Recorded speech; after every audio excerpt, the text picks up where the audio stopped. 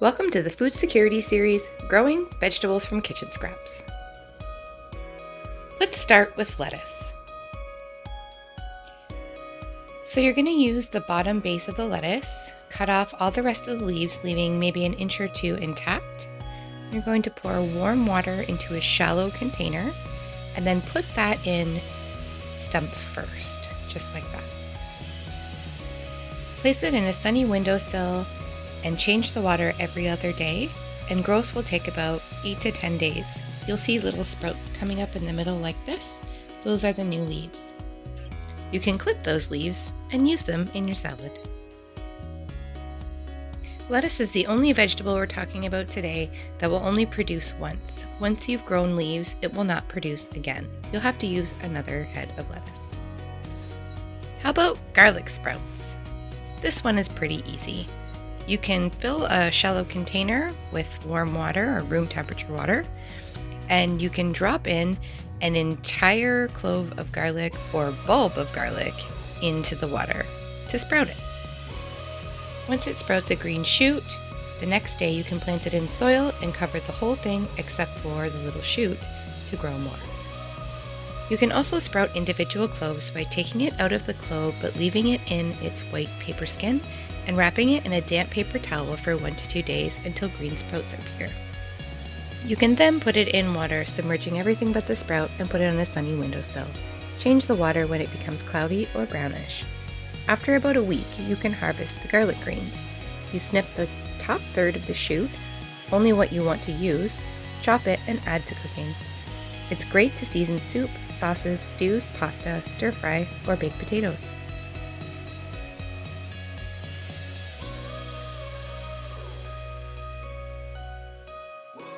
Celery is one of the easiest vegetables to regrow. You take the bottom 2 inches of the stalk and you want to place it in room temperature water for about a week. After a week, you'll start to see little green shoots coming up in the middle. That's the new celery that's beginning to grow. Once that happens, you can take it out and plant it in soil. Here you can see I sprouted mine a week ago and the leaves are just starting to come up. So now you're going to want to take it out of the water and plant it into a container with loosely packed soil.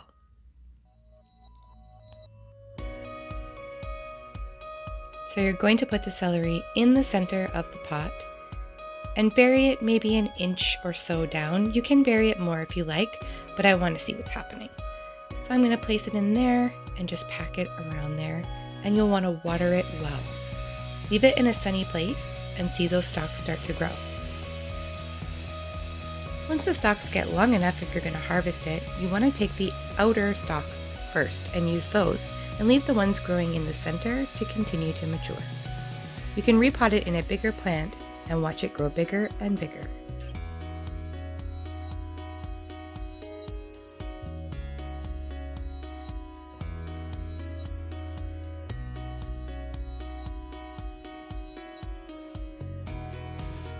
Green onions are also very easy to regrow in water. You can plant the entire green onion or just the bottom bulb with the roots attached. You're going to want to put them into a stem of room temperature water, and you'll want to change that water every couple of days. Stand the roots bulbs down and make sure there's enough water to cover the roots. Set it on a sunny windowsill, and green shoots will emerge from the tops of the bulb after a few days. When it has gotten 4 to 5 inches long, you can plant them in the ground or in a pot, or you can just grow them in the water. If you grow them in the water, it won't produce as many shoots as it will if you pot it in soil. So I would suggest that when you have a few like this, that you pop it into some soil. Then to harvest them, you could just snip off the ends and use them in your cooking. They will regrow again and again. So now we're going to get into the more longer term regrowing. This one is an onion bulb. So you cut off the last inch of the onion with the roots intact. I'm just going to take off some of this leftover peel. I don't need that. There you go.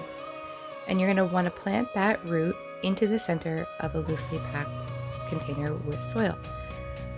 Push it down and pack it in. And if you like, you can put a little soil over top.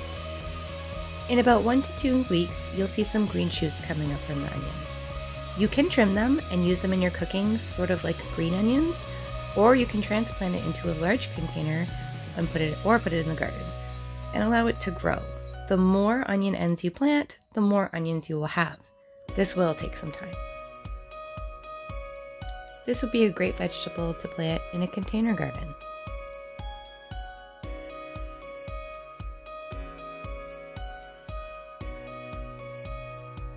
Sweet potatoes. Cut a sweet potato in half. Here's the cut end. And you're going to want to use some toothpicks for this one. Insert the toothpick about 2 inches down from the top of the potato and put 4 all the way around. 1, 2, 3, and 4. This will help you submerge the potato in water without it soaking down inside. Fill a container with room temperature water and use the toothpicks to suspend the potato so that just the cut end is submerged. In a few days, roots will begin to grow from the bottom and stems will appear on top. Once the stems are 4 to 5 inches long, gently twist them off and set them in a shallow bowl with a little bit of water. These are called slips, and they'll grow from the roots in a couple of days, and once the roots are 1 inch long, you can plant them in soil.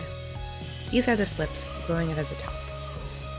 And here they are with the roots, ready to plant.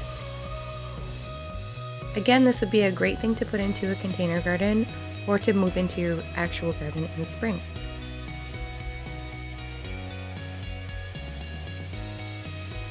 I encourage you to give vegetable regrowth a try. The more you plant, the more you'll grow. The more you grow, the more you'll use. Thank you for joining us for the Food Security Series, Regrowing Vegetables from Kitchen Scraps. We hope you enjoyed it, and we'll see you again next time. Ona!